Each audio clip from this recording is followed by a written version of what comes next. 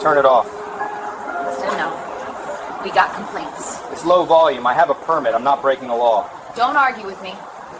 Stand up. ID. Right now. Your order isn't lawful without a crime. Look at my credentials. Don't reach hands up! Turn around! Do it! Officer Derek Miller had been patrolling the streets of Metro City for just 6 years when he made the decision that would implode his life, humiliate his department, and cost the taxpayers $4.8 million.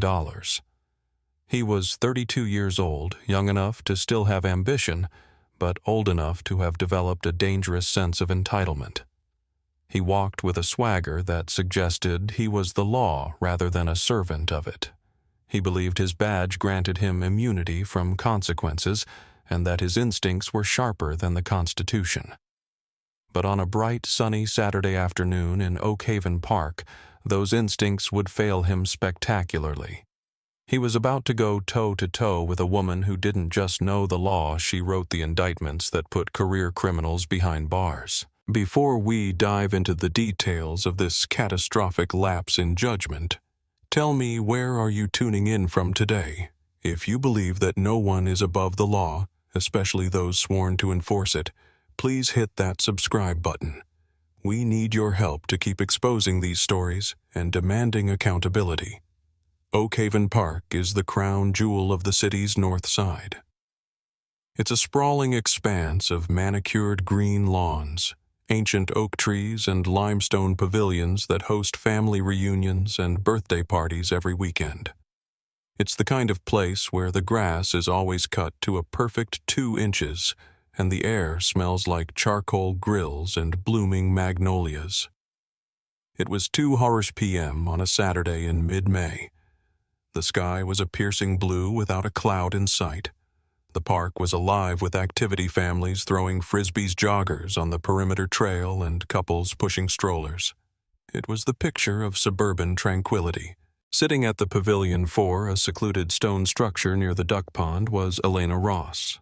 To the casual observer, she was just a black woman in her early 50s, enjoying the weather.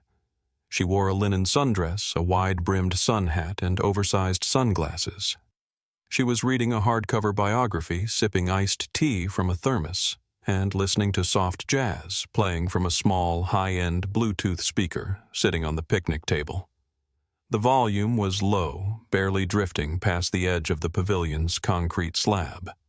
It was Miles Davis kind of blue music for thinking, for relaxing, for decompressing. Elena Ross needed the decompression. She had spent the last 22 weeks in a high-security federal courtroom, dismantling a multi-state racketeering syndicate. She hadn't seen the inside of a park or the sun on a Saturday in months. At 53 years old, Elena was a formidable presence even when relaxing. She moved with the deliberate grace of someone who never wasted energy. She had reserved the pavilion through the city's parks department weeks ago, specifically requesting this spot for its distance from the playgrounds. She wanted silence. She wanted peace. She wanted to listen to her jazz and read her book without answering a single email or objection. But peace is a fragile thing when bias walks into the frame. While most people in the park saw a woman enjoying her afternoon, one man saw something else entirely. He didn't see a neighbor. He saw an intrusion. And unfortunately for Officer Derek Miller, this man had the police non-emergency line on speed dial, and he knew exactly what key words to use to get a reaction. Elena Ross wasn't just a lawyer. She was the deputy chief of the criminal division for the U.S. Attorney's Office in the Southern District. Her career was legendary in legal circles. She had spent 15 years prosecuting organized crime, dismantling cartels, and putting away domestic terrorists. She was known as the Iron Lady of the federal courthouse, a woman who could cross-examine a hostile witness with such surgical precision that they would thank her for destroying them by the time she was done. She knew the penal code better than she knew her own family history. She knew the Fourth Amendment like the back of her hand. She had written training manuals for federal agents on proper search and seizure protocols. She was the last person on earth you wanted to bluff. But Brad Sterling didn't know any of that. Brad was 39 years old, a man who had peaked in high school and spent the last 2 decades trying to reclaim that feeling of importance. He lived in one of the condos bordering the park and had appointed himself the unofficial guardian of Oak Haven's character. He was the type of man who measured the grass height of his neighbors' lawns and reported expired registration tags on parked cars. He walked the park trails daily, not for exercise but for surveillance. He was looking for problems, and when he couldn't find them, he invented them. That Saturday, Brad was on his patrol when he heard the faint notes of a trumpet. He stopped, his head cocked like a hunting dog. He followed the sound to Pavilion 4. He saw Elena. He saw a black woman alone claiming a large pavilion that could have been used by local families. He saw the speaker. In Brad's mind, the volume wasn't low. It was deafening. The music wasn't jazz. It was urban noise. The woman wasn't reading. She was loitering. Brad stood on the path about 50 feet away, watching her. He checked his watch. She had been there for an hour. He decided that was long enough. He pulled out his phone, his thumb hovering over the camera app before switching to the dialer. He didn't approach her. He didn't ask her to turn it down, mostly because he knew it wasn't actually loud, and he knew she would likely politely decline. Brad wanted a scene. He wanted authority. He wanted to see her removed. He dialed the non-emergency line, but his voice carried the frantic energy of a man under siege. "Yes, this is Brad Sterling. I'm at Oak Haven Park. There is a woman here blasting music, absolutely blasting it. It's vibrating the windows of the nearby condos." This was a lie. The nearest condo was 300 yards away. "She's screaming at people who walk by. I think she's intoxicated or on drugs. It's creating a very hostile environment for the children." The dispatcher, familiar with Brad's number but bound by protocol, asked the standard questions. "Is she armed? Is she violent?" "She's aggressive," Brad said, lowering his voice to a conspiratorial whisper.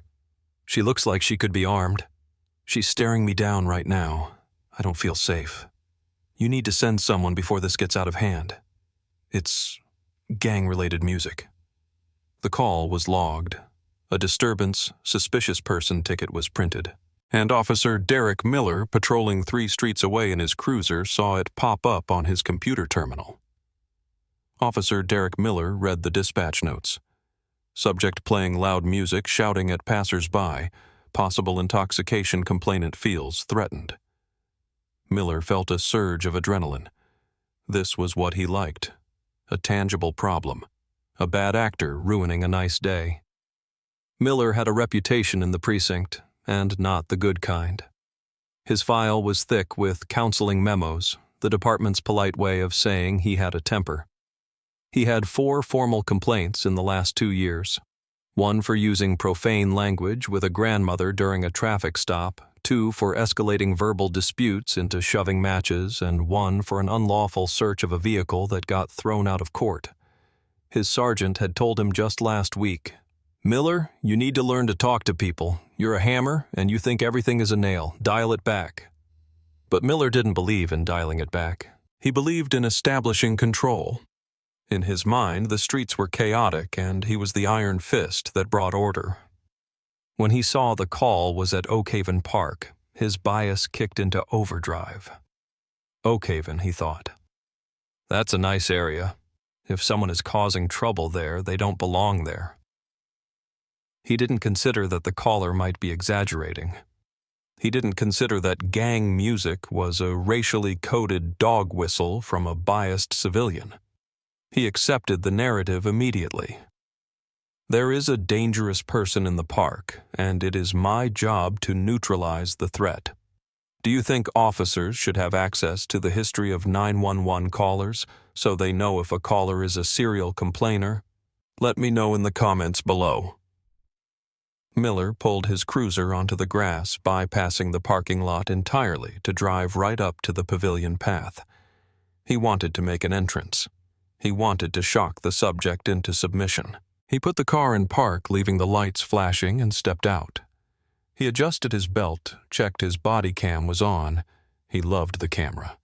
He thought it showed how tough he was, and marched toward Pavilion 4. The first thing he noticed was the quiet. There was no shouting. There was no window-rattling bass. There was just the wind in the trees and the very faint, melancholic sound of a saxophone. But Miller was already committed to the narrative. If it wasn't loud now, she must have turned it down when she saw the cop car. That was proof of guilt. He saw Elena Ross. She hadn't moved. She hadn't even looked up from her book when he slammed his car door. This infuriated him. To Derek Miller, a lack of immediate attention was a sign of disrespect. A suspect should be nervous. A suspect should be looking for an exit. Elena Ross was turning a page. Miller stomped onto the concrete slab of the pavilion, his shadow falling across her book. "Turn it off," he barked. No greeting. No, good afternoon. Just a command. Elena paused. She placed a bookmark in her book and slowly looked up. She lowered her sunglasses, revealing eyes that had stared down cartel bosses and serial killers. She looked at Miller's nameplate, then at his face. She didn't reach for the speaker. "Excuse me," she said. Her voice was calm, educated, and icy. "The music," Miller said, stepping closer, invading her personal space. "Turn it off, now. We got complaints. You're disturbing the peace." Elena Ross looked at the small Bose speaker. Then she looked back at Officer Miller. "Officer Miller," she said, reading his tag again. "This is a public park. The city ordinance for noise in public spaces, specifically Section 14B, allows for amplified sound as long as it does not exceed 60 decibels at a distance of 50 feet. As you can hear or perhaps fail to hear, this music is barely audible at 10 feet. I am not disturbing the peace." Miller blinked. He wasn't expecting a citation of the municipal code. He was expecting an apology or an argument he could shout down. Intelligence in a suspect always made him defensive. It made him feel small, and Miller hated feeling small. "I don't care about the decibels," Miller snapped. "I have a complainant who says you're screaming at people and acting aggressive. And right now, arguing with police is exactly the kind of attitude that gets you in trouble. So I'm telling you again, turn the music off or I'm seizing the equipment." Elena closed her book. She stood up. She was 5'7", but she carried herself with the posture of someone much taller. "Officer, the complainant lied to you. I have been sitting here reading for 2 hours. I haven't spoken to a soul. I have a permit for this pavilion." She gestured to a printed paper taped to the table, "which grants me exclusive use of this space until 5:00 p.m. If you would like to see my identification and the permit, I am happy to provide them. But I will not be turning off my music because I am not violating any laws." Miller's face turned a shade of red that matched the stripes on the flag patch on his shoulder. This was it, the challenge. She was saying no. "You think you're a lawyer or something?" Miller sneered. "I am a lawyer, actually," Elena said. "And I know that you are currently detaining me without reasonable suspicion of a crime. A false noise complaint does not give you the authority to harass a citizen complying with the law." Miller took a step back and put his hand on his radio. "Okay. You want to play it that way? You're refusing a lawful order." "An unlawful order is not a lawful order just because a police officer says it," Elena corrected him. "And you haven't identified what crime I'm committing." "Disorderly conduct," Miller said, grasping for the catch-all charge officers used when their feelings were hurt. "Creating a public nuisance, and now failure to obey. Failure to obey an order that has no legal standing is not a crime, Officer Miller." Elena reached for her purse. "I am going to show you my credentials. I suggest you look at them very carefully before you take another step."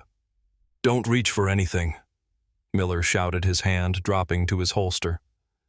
The sudden escalation was jarring. Families in the distance stopped playing. Heads turned. "Put the bag down. Hands where I can see them." Elena froze. She knew the statistics. She knew that a movement toward a purse could be interpreted as a reach for a weapon, and she knew that officers like Miller were looking for an excuse. She slowly moved her hands away from the purse and held them out, palms open. I am a federal prosecutor, Elena said, her voice projecting clearly now so that the witnesses gathering on the jogging path could hear. My credentials are in that bag. I am identifying myself as a deputy chief of the United States Attorney's Office. You are making a mistake that will end your career. Miller laughed, a short, nervous, arrogant bark of a laugh. Yeah, right, and I'm the police commissioner. You're a federal prosecutor sitting in a park listening to gang music. I don't buy it. You're probably carrying a fake badge you bought online. The bias was so thick it was suffocating. To Miller, a black woman in a park didn't look like a federal prosecutor. She looked like a problem. He couldn't reconcile the reality in front of him with the prejudices in his head. Turn around, Miller commanded. You're under arrest. For what? Elena demanded. Disorderly conduct, resisting arrest, and failure to identify. Miller lied. She hadn't failed to identify. He had refused to look at her ID. I am not resisting, Elena said loudly. I am complying under duress. I am informing you that you are violating my Fourth Amendment rights. You have no probable cause. You are arresting me based on a fraudulent 911 call and your own racial bias. Turn around. Miller grabbed her arm. He didn't wait for her to turn. He spun her. He was rough, far rougher than necessary. He wrenched her right arm behind her back, twisting the shoulder joint. Elena winced, but did not scream.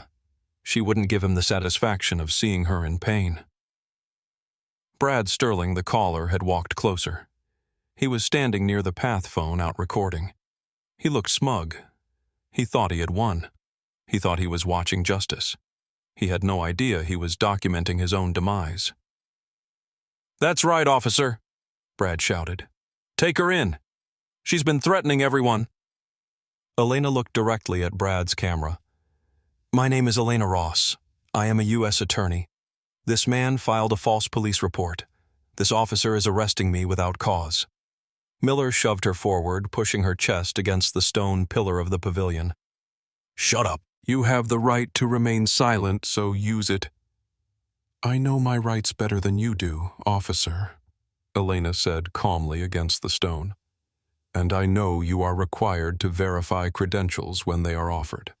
You are willfully ignoring exculpatory evidence. Miller slapped the handcuffs on her wrists. He ratcheted them tight. Click, click, click. Too tight. He wanted them to hurt. The walk to the patrol car was a parade of shame, but not for Elena. It was shameful for the city. Bystanders had their phones out. A young mother with a stroller yelled out, "She wasn't doing anything. We've been here for an hour. She was just reading." Miller ignored the crowd. "Back up police business," he shouted at the witnesses. He shoved Elena into the back of the cruiser. The hard plastic seat was uncomfortable, the handcuffs digging into her lower back. Miller got into the front seat, slamming the door. The air conditioning was blasting. You really stepped in it now, Miller said, looking at her in the rearview mirror. Impersonating a federal officer. That's a felony. I'm going to book you for that too. Elena sat perfectly straight. She stared into the mirror, locking eyes with him. Officer Miller, I want you to remember this moment. I want you to remember the feeling of power you have right now, because it is the last time you will ever feel it. Miller scoffed and put the car in drive. We'll see what the sergeant says about your fake badge. The drive to the 12th precinct took 15 minutes.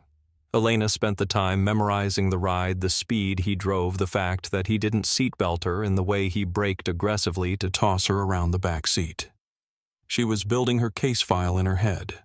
She cataloged the charges: false arrest, assault, battery, deprivation of rights under color of law, 18 U.S.C. Section 242. Miller was humming to himself. He felt good. He had cleaned up the park. He had taken down a defiant suspect. He was already thinking about how he would write the report to make her sound dangerous. Subject was belligerent blading. Her body reached for a waistband, the standard creative writing of bad policing. They pulled into the precinct Sallyport. Miller hauled her out of the car. He marched her through the back intake door, past the holding cells, and up to the booking desk. The desk sergeant was Thomas Reynolds. Sergeant Reynolds was 58 years old, a black man with 35 years on the job. He was tired. He was 2 years from retirement. He looked up from his paperwork as Miller strutted in with his prize. Reynolds looked at Miller. Then he looked at the woman in handcuffs. Reynolds froze. His pen dropped from his hand. He didn't just recognize her face. He recognized her presence. He had testified in her court 3 months ago regarding a RICO case. He knew exactly who she was. "Miller," Reynolds said, his voice trembling slightly, "why is the deputy chief of the criminal division in handcuffs?" Miller stopped. His smile faltered. "The who?" "That is Elena Ross," Reynolds said, standing up slowly. "She is the U.S. Attorney for the Southern District. She is the highest-ranking federal prosecutor in this city. Miller, what did you do?" Miller looked at Elena. She looked back, her expression one of absolute terrifying calm. "I tried to tell him, Sergeant. He told me my badge was a fake and refused to look at it." Reynolds came around the desk. He didn't walk. He ran. "Unlock her. Now. Right now." "Sarge. She was playing loud music she refused to ID." Miller stammered, the color draining from his face. "Unlock her." Reynolds roared a sound that echoed through the booking area. Miller fumbled for his keys. His hands were shaking. The realization hit him like a physical blow. The confidence evaporated, replaced by a sick, cold dread in his gut. He unlocked the cuffs. Elena rubbed her wrists. There were deep red indentations where the metal had bitten into her skin. She looked at Reynolds. "Sergeant Reynolds, good to see you again. I wish the circumstances were different." "Ms. Ross, I don't know what to say," Reynolds said. "I'm so sorry. Are you injured?" "My shoulder is strained. My wrists are bruised," Elena said clinically. "But my civil rights are the primary casualty today." Captain Harris, the precinct commander, burst out of his office. He had heard the shouting. "What is going on out here?" "Miller arrested Elena Ross," Reynolds said, pointing at the junior officer who was now backing away toward the wall. "For noise violation." Captain Harris looked at Elena. He looked at Miller. He looked at the handcuffs on the counter. "Officer Miller," Harris said, his voice dropping to a whisper that was scarier than a shout. "Give me your badge and your gun.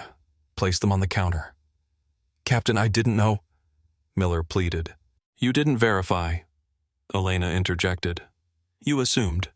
You saw a black woman in a park and decided she was a criminal. You escalated a non-existent noise complaint into a false arrest. You ignored my identification. You used excessive force." "Badge and gun. Now," Harris repeated. Miller unbuckled his holster with trembling fingers. He placed the Glock 17 on the mat. He unpinned his badge, the badge he loved so much, and laid it next to the gun. "You are relieved of duty pending an internal investigation," Harris said. "Get out of my station." Miller walked out the front door, stripping the Velcro patches off his uniform as he went. He was a civilian now, and he was about to learn that the legal system he had abused was very, very efficient when it turned its gaze on one of its own. The fallout was swift, nuclear, and absolute. The video recorded by Brad Sterling, the one he thought would vindicate him, was subpoenaed. Ironically, Brad had uploaded it to a neighborhood watch group before the arrest was even over. By Monday morning, it had been ripped and shared across the globe. The title, "Officer Arrests U.S. Attorney for Listening to Jazz," was trending #1 on every platform. The video clearly showed the quiet park, the reasonable volume of the music, and Miller's unhinged aggression. It showed Elena's calm, professional demeanor. The lawsuit was filed on Tuesday. Elena Ross, ver. The city of Metro, Derek Miller, and Brad Sterling. The city didn't even try to fight it. The evidence was insurmountable. The Department of Justice threatened a pattern or practice investigation into the entire police department if they contested the claim. The city attorneys looked at the video, looked at Elena Ross, who would be representing herself along with a team of civil rights experts, and cut the check. $4.8 million. It was one of the largest settlements for a wrongful arrest in the state's history. Derek Miller was fired 5 days after the incident. But it didn't end there. Elena Ross pressed criminal charges. Miller was indicted for deprivation of rights under color of law and assault. He pleaded guilty to avoid a federal prison sentence that would have put him away for 10 years. He received 3 years of probation and is permanently barred from holding any position in law enforcement or security anywhere in the United States. He now works in a warehouse packing boxes, a job where he has no authority over anyone. Brad Sterling. The caller faced his own reckoning. He was sued for defamation and filing a false police report. While he avoided jail time, the civil judgment against him for malicious prosecution bankrupted him. He lost his condo overlooking the park. He had to move back in with his parents at age 40. His name is now synonymous with the weaponization of 911. Elena Ross donated a significant portion of her settlement to the Legal Aid Society, establishing a fund specifically for victims of racial profiling who cannot afford top-tier legal representation. She returned to work 2 weeks later. She still goes to Oak Haven Park on Saturdays. She still sits at Pavilion 4. She still listens to Miles Davis. But now, when police cars drive by, they slow down, wave respectfully, and keep moving. But as satisfying as this justice feels, we have to ask ourselves, what if Elena Ross had been a schoolteacher? What if she had been a nurse? What if she had been a teenager? Would the sergeant have recognized her? Would the handcuffs have come off so quickly? Or would she be sitting in a cell right now, charged with resisting arrest, her life ruined by a lie? Justice for Elena Ross was achieved because she had power. But true justice will only exist when that same protection is afforded to the powerless. When a citizen doesn't need a DOJ badge to be treated with human dignity, we have to keep watching. We have to keep recording. We have to keep demanding that the badge is a symbol of protection, not a license to bully. What do you think? Should officers be personally financially liable for lawsuits when they violate civil rights rather than the taxpayers footing the bill? And what should be the penalty for callers like Brad who use the police as a personal harassment service? Drop your thoughts in the comments below. Your voice matters in this conversation. And if you haven't already, please subscribe. We're building a community here that stands for truth, and we want you with us. Until next time, stay safe and know your rights.